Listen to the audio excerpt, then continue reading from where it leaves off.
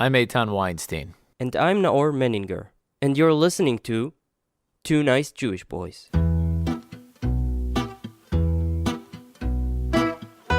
This podcast is made in collaboration with the Jewish Journal.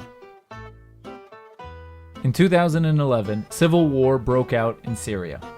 Many people had high hopes for the uprising and for the Arab Spring in general. Perhaps this would end the long reign of dictators in the Middle East. But quickly the war took a sharp downturn into oblivion. What started out as rebels against the regime quickly transformed into something entirely different. Since 2011, you might have noticed that Israel has struck Syria with hundreds of airstrikes. And if you've only been reading the headlines, you might be wondering, what the hell is Israel doing? Why get embroiled in a mess that has seemingly little to do with Israel? Let the Muslim nations battle it out, and let's just be happy that they're not messing with us. Well, it turns out that's not the case at all. Dan Schueftan is the head of the International Graduate Program in National Securities Studies at the University of Haifa. He's taught at the Israel Defense Forces National Security College and the IDF's Command and Staff College. He was an advisor to Israel's National Security Council and former Prime Ministers Yitzhak Rabin and Ariel Sharon. He's also the author of several books and articles on issues pertaining to Israel's national security. He joins us today to talk about the Iranian threat. We're thrilled to welcome Dan Schueftan to the podcast. Thank you so much for joining us. Good evening. Before we get to the episode, guys, I have to tell you about our sponsors over at the Chosen One card game. Let's face it, we Jews, we're not really good at sports or keeping our opinions to ourselves. But we're not bad at funny. We do funny all right. The Chosen One card game is certified hilarious. Okay, you get a huge set of Jewish-themed question and answer cards, and you match them up, and the funny combinations are hilarious. And best of all, of course, it's Shabbat friendly, so you can play it on Shabbat. Noah and I were playing this game before we recorded, and we were literally cracking up from the first combo. Apparently, the reason I'm deleting J-Swipe is because of Dr. Goldsteinberg, MD. This game is a must-have for any Jew who considers himself a Jew. The Chosen One card game, guys. Visit thechosenonegame.com, thechosenonegame.com, and use the promo code 2NJB for a discount. Again, that's thechosenonegame.com, and use the promo code 2NJB for a discount.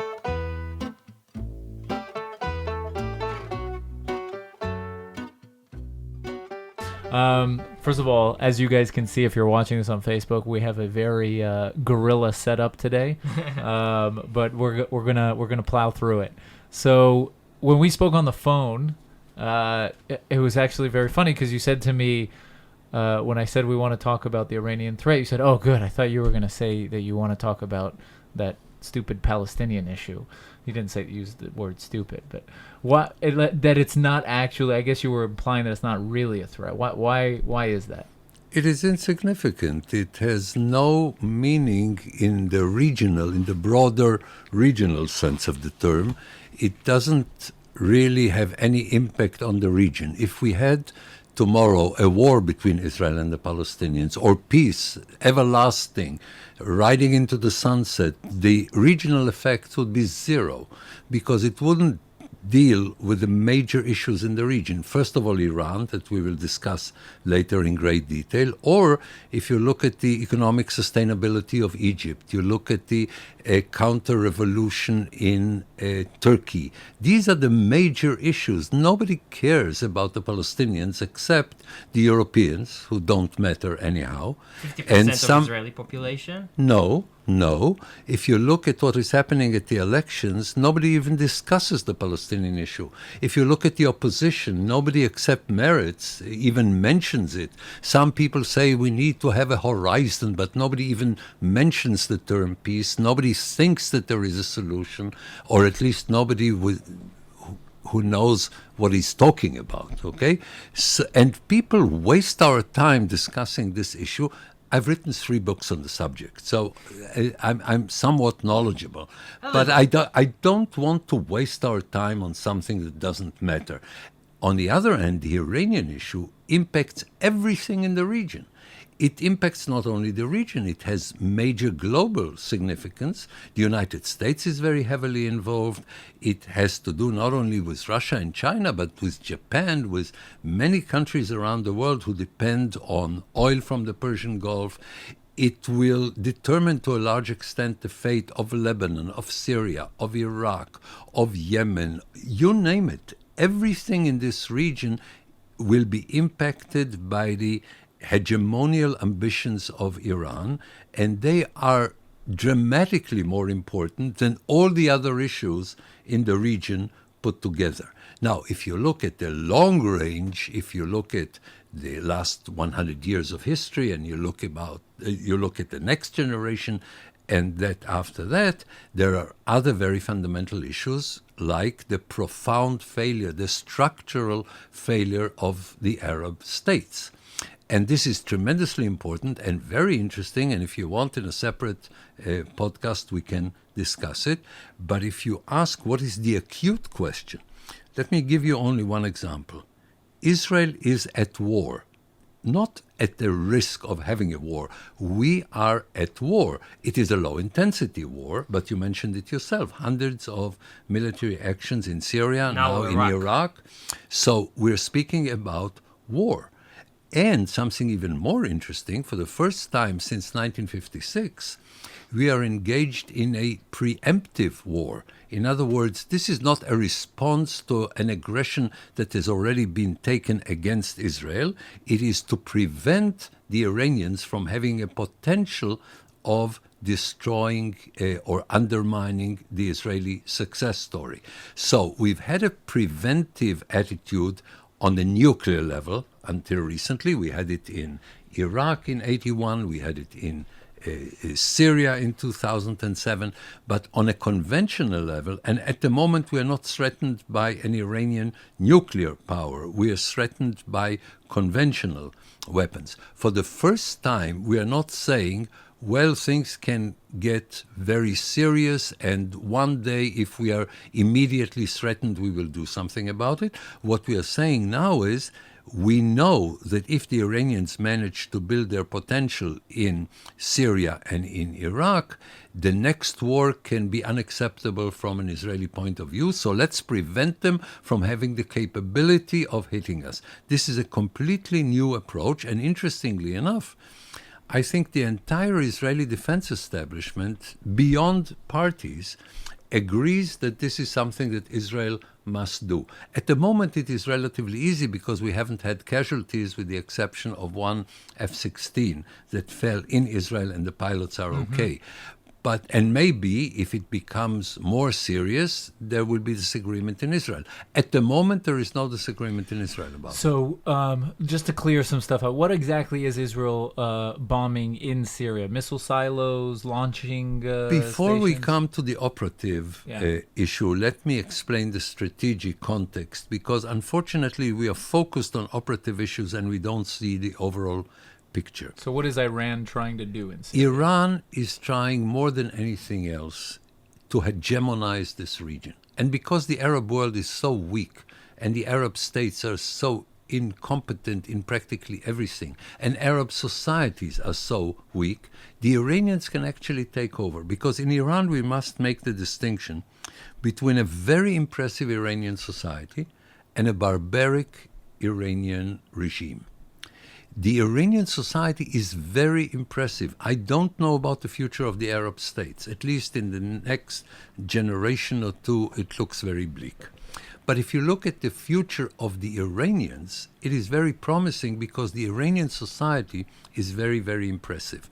So you have the very weak Arabs, you have a very strong Iranian society, you have a barbaric regime, and you have the history of a power that used to be historically a power, that considers itself to be a regional, even beyond a regional power, that can take over the Middle East unless somebody stops them.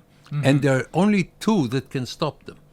Israel in real terms, and the United States by giving the umbrella, by doing something on the global level that will make it easier to stop the Iranians. But why do they want to take over the world or the Middle East or whatever? Why do people throughout history want to take over the world? I mean, go back thousands of years. I mean, this is something that nations who perceive themselves to be great and are strong and their neighbors are weak are doing. I mean, don't think of the world in Canadian terms. I mean, again, if we want to understand the world, we must forget about what is happening in Europe now, but remember very well what happened in Europe only 100 years ago. We must forget about the Western world and our societies, and we must remember that this is what we've had since the beginning of history. But there is an interesting point. I mean, the United States, for example, Mexico and Canada are very weak relative to the United States The United militarily. States conquered parts of Mexico. Yes, but you're also assuming that the Iranians are like Americans. I mean, the worst possible assumption is the Californian approach. I'm not We assuming. are all people. Okay? There Yeah. are, not only do you have powers with ambitions, and if you look at China today, you will see it not on a military level at the moment, but you will see it on a massive scale.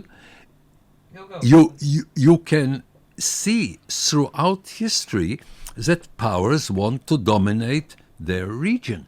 And culture is what matters. You're looking at the world from the point of view of the American political culture of the 21st century, and you're assuming that Iran is something similar, only it's not yet America, it's not yet Europe. No, these are completely different cultures. And in addition to it, you have here a barbaric regime dominating the world is what this regime is about, at least dominating Islam, dominating the Middle East. In the long run, perhaps beyond the Middle East, but certainly dominating the Middle East. This is the raison d'etre of this regime. If you want to understand Israel, can you understand it without Zionism? If you want to understand Iran, this particular regime in Iran, can you understand it beyond the ambition to dominate, to impose the Islamic revolution, not only on Shiites, but also on Sunnis? It's impossible. So in terms of motivation, there is no problem. Yeah, no, I wasn't assuming that they're at all like the American. I think that was the point is that culturally they're very different. And so Iran has this like imperialistic, not even a caliphate ambition. But you speak about culture, it's interesting because there's I think most people think about the Middle East and they think, Arabs. But Iranians are very different than Arabs. You have the three most important countries in the region are not Arab: Iran, Turkey, and Israel. Mm-hmm. Okay? Now, unfortunately, in the Arab world, even Arabs who are at the moment moderate, like the Egyptians, are very, very, very weak, on the verge of hunger. So the Arab world is in a terrible state. The Iranians see it and they say, why not take over? And take over the Arab states, take over oil, become extremely important globally because they take over this region that is also a junction, a strategic junction, culturally, economically, you name it. So in terms of ambition, this is what the Iranians want. And even the nuclear issue is only an instrument. The Iranians don't want a nuclear bomb, and one day they will build a bomb and they'll drop it on Tel Aviv. They're much more sophisticated than that. First of all, they don't want a bomb. They want a nuclear arsenal, namely not one single bomb, but a bomb, the ability to weaponize it on missiles, a variety of long-range missiles that will carry America. These bombs. Pardon? That will carry the Look, bombs the moment you America. have a ballistic missile, you can make it intercontinental. The question is, they want to threaten the world. So this is what they're about. This is their raison d'etre. Being able to threaten everybody. No matter the cost, no matter the price they have to pay. First of all, they're willing to pay the kind of prices that you can't even imagine. Let me give you only one example. In the Iraq-Iran war, they had a problem with massive minefields. So they sent in children so that the children will activate the mines and the children will be killed, and so that the soldiers will not be killed. And every child had on him a plastic key, and they told the children that this is the key to heaven. This is in the 70s, 80s. We are speaking about barbarians, okay? Now again, the Iranian society and the Iranian culture is very impressive. The Iranian regime, this Iranian regime How can you is separate barbaric. between the two? You can separate, in spite of the fact that there are Iranians who support this regime. Essentially, of course, it's not a democratic regime. It's not elected by the people. My guess is that if you had democratic elections in Iran, you wouldn't have this kind of regime. In the Arab world, I guess that in many places, like in Gaza, even if they had democratic elections, Hamas would be elected. In Turkey, unfortunately, Erdogan will be elected. In Russia, I think Putin will be elected, even if you don't, rig the elections, as Putin is constantly doing. But what you have in the Middle East is different, in the Arab Middle East, is different from Iran. In Iran, you have pluralistic elements even under the rule of the mullahs. So the Iranian society is impressive. Unfortunately, as long as they're our enemies, the fact that they're impressive works against us, because they have science, they can build nuclear bombs, they can reverse engineer American drones that fall in Iran, and they can produce their own drones based on reverse engineering. They can find other scientists when we kill the ones that are currently working on the bomb. They say that we killed them. Of course, Israel did not take responsibility for it, but they have scientists. How much science do you have in the Arab world? How much scientific innovation do you have from... Academies, universities. They have academies, they have universities. What do they produce in terms of scientific innovation? Bobkis. You look at it from the Atlantic Ocean to the Persian Gulf, and there is hardly any scientific innovation in the Arab world. In Iran, you have it, and it's impressive. And this society, when they are enemies, it's bad that they're so good. One day, I hope, when we can again cooperate as we did with Iran before 79, I think Israel and Iran can be the two pillars of stability in the region. But at the moment, the abilities of the Iranian society are mobilized in the service of a barbaric regime. Look, Germany had a very impressive society in the Second World War, but it was harnessed to the ambitions, to the crazy ambitions, to the barbaric ambitions of Adolf Hitler. So if you don't make the distinction between the two, you're losing part of your ability to understand the situation. But Adolf Hitler was democratically elected. And Not really, No, but even if not, you have to at some point hold the German people. Maybe not entirely responsible, but somewhat responsible. oh yes, And the culture. oh And yes, the culture. oh yes, and in Germany you had a change of culture after the Second World War, and in Japan you had a change of culture after the Second World War. Or did you? And I think they have. I think disputable. they have. Well, But They had to have some kind I'm of very cultural strong. reformation. Maybe not complete, but Look, remember that before Adolf Hitler, Germany was an open society in terms of the 1920s and the 1930s. Not as open as we all are today. But at the time, they had the foundations of democracy. They had the foundations of pluralism. Unfortunately, in the Arab but also world, for we haven't of seen it. anti-Semitism. Yes, but again, anti-Semitism is very bad, but you can be a very successful society and yet be anti-Semitic. I mean, I don't like it as a Jew, and I don't like it as a person with democratic values, but you cannot assume that if somebody is an anti-Semite, he's also incapable of sophisticated science or even of good philosophy. stupidity and evil don't always pair together. Sometimes you can be evil and smart. But I want to go back to the Iranian issue. So Iran is trying to set up these proxies, threats around Israel because they don't want to go in themselves. And you mentioned Turkey. Can Turkey take them on? No, first of all, because certainly under Erdogan, I think you have more of an enemy of the same thing that we are trying to fight when we are fighting against Iran than a friend. I mean, Turkey is not an ally in this regard. I think it's a Trojan horse in NATO. If I were a European, I would argue for kicking them out of NATO because their advantages are much smaller than their enormous damage. And I'm speaking about the Erdogan regime. Okay, For we had a example? different.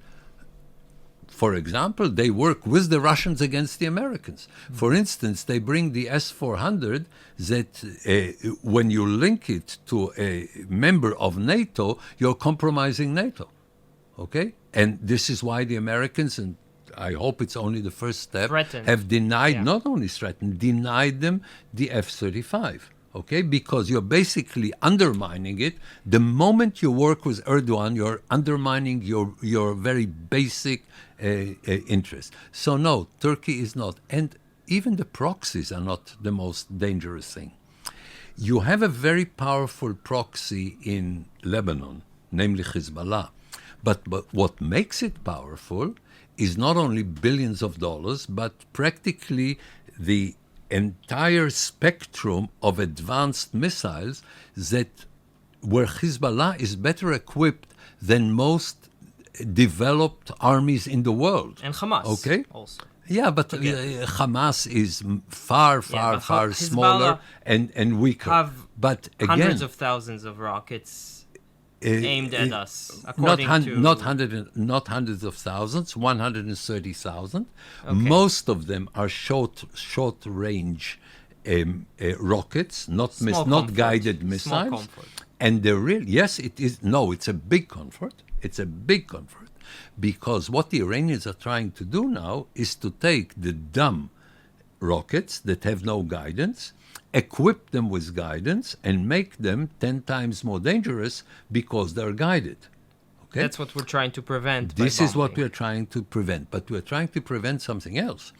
We're trying to prevent that the Iranians bring the entire infrastructure of making these missiles smart and building hundreds of thousands of these missiles into Syria, very close to Israel. But aren't we like a Dutch kid trying to put Look, his fingers in first the of wall? all, if I can stop the dam from breaking by sticking the finger, I'll stick the finger. I think we're doing the right thing, and the question is always, do you want to put the danger of war more immediate or less immediate? But I think the balance we have so far is the right balance. On the one hand, we constantly bombard them in Syria. We are told by foreign sources that Israel is bombarding them also in Iraq. It slows down dramatically what the Iranians are trying to do. How come Can they it don't prevent retaliate? it? They don't retaliate because when they try to retaliate, they realize that they're outgunned and outsmarted by Israel on a way. You see, in Syria, we have an enormous advantage on 5 levels. It's Let's not very break close. censorship. No, censorship, no. We will not break anything. Okay. Trust me, I'm very careful. Okay. It's very close to Israel and very far from Iraq. Okay. From Iran, I'm sorry. Yeah. B, we have the support of the United States, which is enormously important. Under Obama, we didn't have it. We had more the danger of American involvement than the benefits of American involvement. And one of the reasons we don't have war with Iran is that we don't have Obama. I mean, they can't trust Obama to tie the hands of Israel once they do something to us. The third thing is we have an understanding with the Russians. The Russians have succeeded in Syria to get enormous benefits on relatively small costs. They have a very limited involvement that gave them enormous political benefits. If they clash with us, it'll be bad for us, but also it'll be bad for them. A, because when it comes to electronic warfare, we're a superpower. B, because it will force them to deepen their involvement to a point where they may get criticized inside Russia for losses and other problems and money spent here. So they want to keep it on a relatively low level. So this is the third advantage. The fourth advantage is that the Arab world is with us. We have Saudi Arabia on our side, and Egypt and Jordan and the countries in the Gulf and Morocco. So we're not alone in this coalition. And by the way, this makes it much easier to have a coalition with the United States, because they don't say we can either work with the Arabs or with the Israelis. They say we work with the Arabs and the Israelis vis-a-vis a few radical Arabs and Iran. So that's much easier from an American point of view. So the advantages that Israel has are enormous, and in addition to it, there is a consensus in Israel. It's not like issues like the First Lebanon War, where the Israeli society is torn over it. People understand Iran is a danger. You don't have people who believe, like they believe that Yasser Arafat is a man of peace. We don't have Israelis, or at least I haven't heard of anybody stupid enough to undermine the danger that Iran is presenting. But aren't we taking a big risk in withholding a preemptive strike that would finish this? Because time is beneficial mainly to them. I disagree. First of all, What kind of preemptive strike? There is no such thing as once and for all in anything. So if somebody is stupid enough to suggest something once and for all in Gaza or once and for all in Syria, there is no such thing. Let me give you the broader picture here again. In the Middle East, people don't try to have a better life for themselves. They try to have a worse life for people they consider to be their enemies. This is an extremely violent region that in the last 100 years invested almost nothing in society building and nation building, and invested hundreds of billions, thousands of billions of dollars in weapons, in fighting against each other, in fighting against Israel, in oppressing their own people, and so on. To assume that you can do something that will once and for all finish off a problem is to be childish about the Middle East. So you either have the dumb idea of we will go into Gaza and once and for all finish terrorism, or the even dumber idea, we will speak to the Palestinians and we will have peace, and then once and for all we will have peace in the region. Anybody who says anything about solutions must be stupid. The stupid question is, what is the solution? The smart question is, how do you live for a long time and have a good life in spite of the fact that there is no solution? Can you have a good life when you know that any day they can push a button and throw 100,000 rockets at you? First of all, the whole human race has the parts that have a good life knowing that somebody can push a button and release nuclear weapons and the human race will be extinct. Second, we're having a very, very, very, very, very good life in Israel. But it can change like this. Life is complicated. The fact of the matter, what I'm trying to say is they have, no matter how much we strike, in the end of the day, they have the advantage in the fact that they can throw these rockets in Lebanon are a real threat, and we never experienced what's about to happen. So we'll experience it. And it will be difficult. But remember, for 140 years, we have a good life and they have a terrible life. Okay? Yes. And even when we were hit, okay, and in 1973 we were hit quite hard, the result was that after a very short period of time, we recuperated and improved our life dramatically. And they're stuck in the same... It doesn't guarantee. What happens, like, what's... You know what I'm saying? You want the kind of life... It sounds like a European. Namely, as if you don't live in the real world. In the real world, you don't get to sit there and be happy ever after. This is only in legends. You know, among other things, they say, and then they got married and lived happily ever after. This was written by a bachelor. Okay?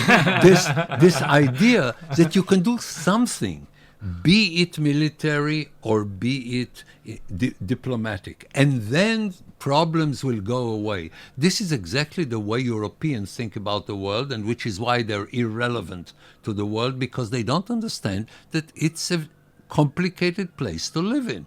And what you do is You prepare answers for the challenges. For instance, if they will send massive rockets into Israel, Lebanon will be Destroyed. obliterated. Okay? Now, will it be something that will make me happy? No. But will they lose a lot? For instance, But the Iranians won't lose. oh, you're Right. wrong. No, they will. Why? They will, for two reasons. That's the advantage of having a proxy. No. So look again at the broad picture. Don't think operatively, think strategically. Okay. That's what we When- brought you. I know. That's what I've been telling him for years. Okay. Don't think operatively, think strategically. It's the way I was raised. What did I do? Okay. If they do it, Yeah. we will invade Lebanon Okay. on a massive scale, not like in the Second Lebanon War. Now, what will we invade? South Lebanon. Yeah. Who lives in South Lebanon? The Shiites. Okay. What is the most important Iranian stronghold on the Mediterranean?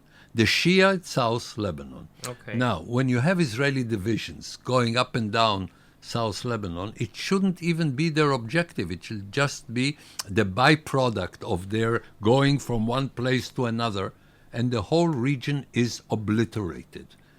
You think that this will make the Iranians happy? No, No. because these are the people they want to use. It is much better to be in a position to hold somebody that threatens somebody else than to use it and then to lose the thing that you threaten. To some extent, I'm not saying totally, but to some extent, I'm told, I'm not an expert on the subject, that when a bee stings, it also dies. I'm not sure, okay? But anyhow, the idea is not that Iran will lose nothing. For instance, if Hezbollah hits the gas stations of Israel in the Mediterranean, do you think that the Iranian gas and oil in the Persian Gulf will be immune? I hope not. I don't know. But I hope not. You can make Iran pay not by occupying Iran. This will be the stupid way to do it. You can do it in many, many other ways. So far, if you look at the history of Israel, we are not vegetarians. Okay? When we are being threatened, the other side pays a price that is enormously higher than the price we pay. Now, is it true that they don't care about lives the way we do? Yes, we make them pay with other things. Look at the Arab world after 70 years with Israel. Who benefited and who's flourishing? Who's on top of the world and who's deep in the gutter? Look at the overall perspective of it. Let's talk a bit about the nuclear deal, the Yeah. Iran deal. Got it. Before we do that, I have to Okay. explain one more strategic thing. Okay. Why is it so dangerous if the Iranians establish themselves in Syria? It is because they can then be able, together with Hezbollah, to saturate the Israeli defense systems, simply because if you send thousands of rockets a day, there is a limit to what Iron Dome and other systems can intercept. And they will not put Israel in an existential threat. Israel will continue to exist, but you can undermine the Israeli success story. But what's the difference between what you just said and what Noah was suggesting? I mean, won't Israel then obliterate Syria? Yes, but the Iranians don't care if we obliterate Syria. Okay. So and we cannot occupy Syria. It's too big. Okay? And I'm not saying that the punishment is the only deterrence. Here is another element of deterrence. You try to build the potential, we will destroy your potential. And this potential can cost you billions of dollars, and we will destroy it. Which you and don't we will have destroy it anyway. again and again and again. Yeah. Now, also, as technology advances, you have other options. For instance, so far, we haven't had any laser defense. Laser is very complicated, and it has not reached fruition yet as a weapon. But once it does, every single interception costs you practically nothing. Establishing the system is very expensive, but every single interception costs you nothing. Now with Iron Dome, you're sending a very, very sophisticated missile that costs a lot of money. So we have advantages there as well. I see. By the way, while we're doing it, the Iranian regime may fall, okay? Because the American sanctions are new one. extreme. The New new ones. ones are extremely effective, so that the pressure on Iran is enormous. What do those Now, sanctions look what like? is, just a minute. Okay. What is the most serious scenario? The Iranians don't want to fight Israel, and they don't want to hit Israel. What they want is to take over the Middle East. But when they try, we will stop them. We're the only thing that can stop them. For instance, it will be a catastrophe for Israel if they take over Jordan, because the West Bank, in a way, can be an extension of Jordan. So, and Jordan has the longest border, very close to our centers of population. So what they want is to prevent Israel from stopping them from taking over Jordan.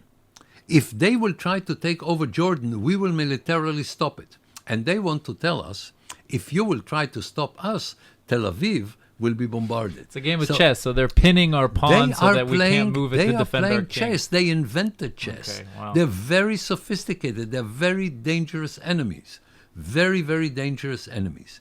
Now, let's go back to the JCPOA. The Americans misunderstood the whole issue because they focused on the bomb. And this is not the issue. The question is not will they get a bomb and then they will use it on Israel. Will they have the missiles? That's one of the important parts. And the additional important How much part... uranium? No.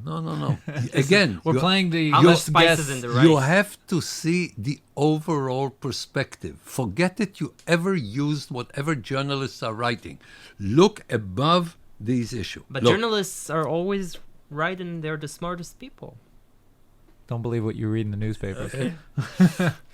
Okay, so what they missed the point. What's the point? here's of the point. Okay. Obama waited until the Iranians got 100% of what they wanted, not 99.9, but 100% of the enrichment circle. And when they dominated it, and they got everything they wanted, they needed about a decade for weaponization and missiles. So he gave them a decade, not they gave him. They gave him nothing, zero. He gave them 10 years of tranquility, so they have money. time and money, so they have time and money to build the missiles and to prepare the weaponization. But they agreed to be checked by the UN. The check is worth nothing. No, but because it is built in it that they cannot go to military bases. The Iranians outmaneuvered the Americans. Look, the Iranians are the most sophisticated negotiators in the world. And the person America put to negotiate with them, John Kelly, is not known for being very bright. Okay, to put it very, very politely and very, very mildly. They manipulated him because they didn't care. The Americans and the Europeans didn't care. What they wanted is to kick the can down the street for another 10 years. Okay? And to make the Nobel And, Prize. I don't know and I don't care. We try to translate things into personal issues, and therefore people don't understand Israeli politics and don't understand politics in general. The point is that Obama abdicated the role of the United States as the global power. This was the essence. And today you don't use anymore the term appeasement because you have alternatives like engagement or dialogue, but it's exactly the same thing. Let's find something. Let's have a piece of paper that people signed, okay? It is the dumbest agreement you can possibly have reached from an American and European point of view, and the Iranians got 100% of what they wanted. Look at something interesting. Now that the Americans withdrew from it, the Iranians don't withdraw from it because it works for them. Okay? So even when they have the ultimate excuse to withdraw from it, what will happen to them if they withdraw from it? The Europeans are capable of nothing. Okay? So the fact that the Europeans are on their side, they won't lose the Europeans because the Europeans want to be on the side that promises them that nothing will happen and everything will be very nice and they continue to live in La La Land. It's not because the Europeans don't understand it. The Europeans, and particularly the French, understand exactly what is happening. Just to make it clear, after 10 years, what did the Americans, from their perspective, expected to happen after 10 Sanctions years? are Peace everlasting, There the is regime no- going home. The whole thing was without any kind of strategic thinking. So, in reality, after 10 years, Iranians are left, if the agreement were to be, they're left with the money. They can now have nuclear bombs, right? Yeah, And they it's can do not anything even they a want. problem because if they want to enrich now, they can enrich now, but they don't need it. What will they do with enriched uranium now when they don't have the missiles? What will they mail it And by just Israeli to be postal clear, service? The agreements allow them to test missiles. Yes. No, the agreement doesn't speak about it. Yeah. So in fact, it allows Look, them. Just to make it- Iranians cheat. They cheat. This is what they're about. This is the essence of their culture. cheat like a French husband. And it makes it was so easy on them to cheat because this agreement is built on believing them. So you're saying that the Obama administration was just stupid? I'm saying Even worse, they helped were them. irresponsible, which in my view is Throw worse us- than stupid. You don't the see- problem is not the intelligence of people. Intelligence is something overrated. The question is wisdom. Okay? It's not Obama is a very intelligent person. But what you need is somebody who understands what the issues are and are willing to keep the United States in its position as the only power that can be responsible for the global order. And Trump is such a person? Trump is an interesting combination of a very questionable personality, a total inability for a strategic articulation with excellent strategic instincts. He always reminds me on the joke of two people who went to elementary school together and they meet 50 years later and one of them is a billionaire. And the other guy asks him, how did you become a billionaire? You couldn't even master the multiplication table.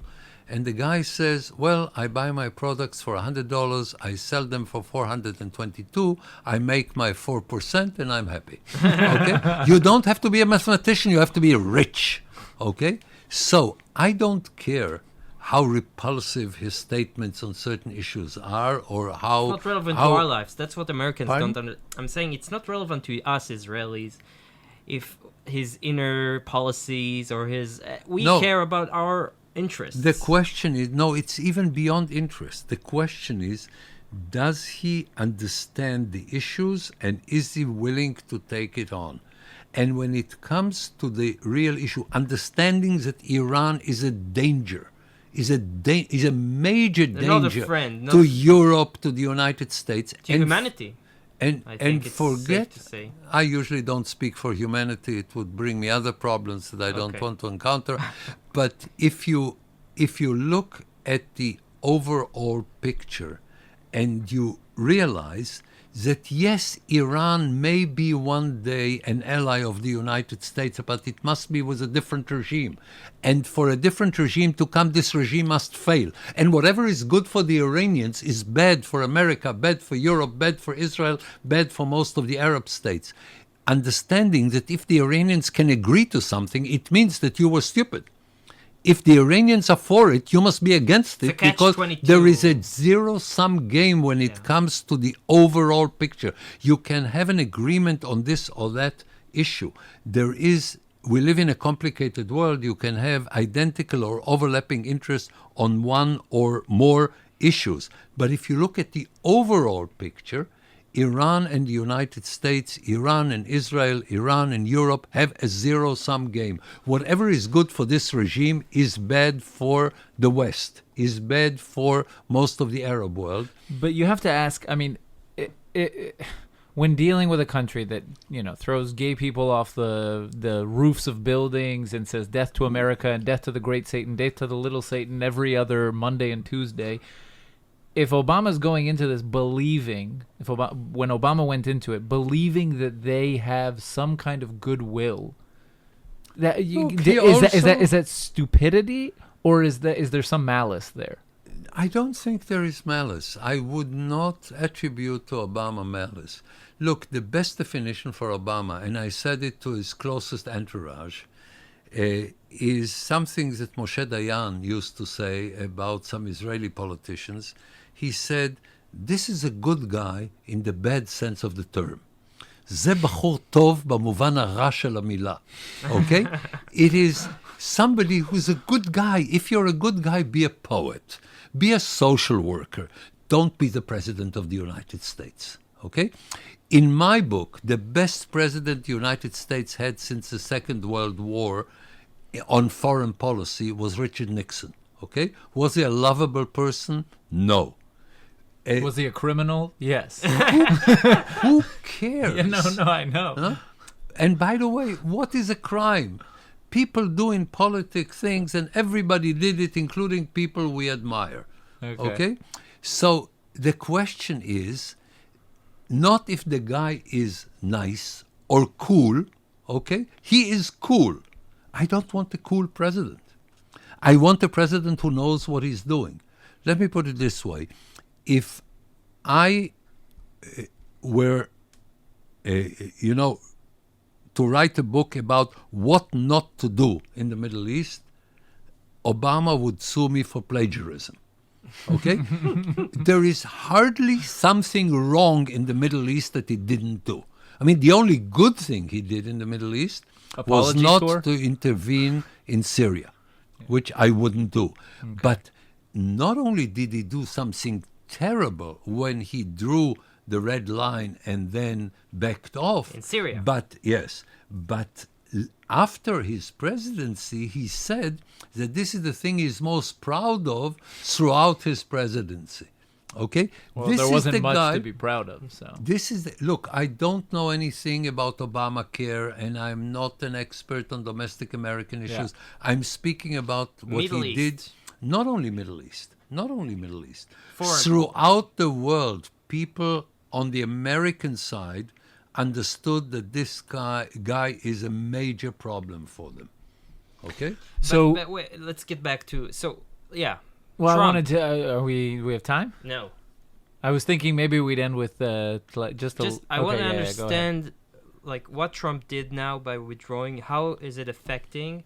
And what kind of sanctions are it? Yeah, how does it affect life in Iran, like real person's life? First of all... And do you think it's wise what's going on right now? I think that the sanctions are very wise, and the more the better, and they have enormous effects on Iran.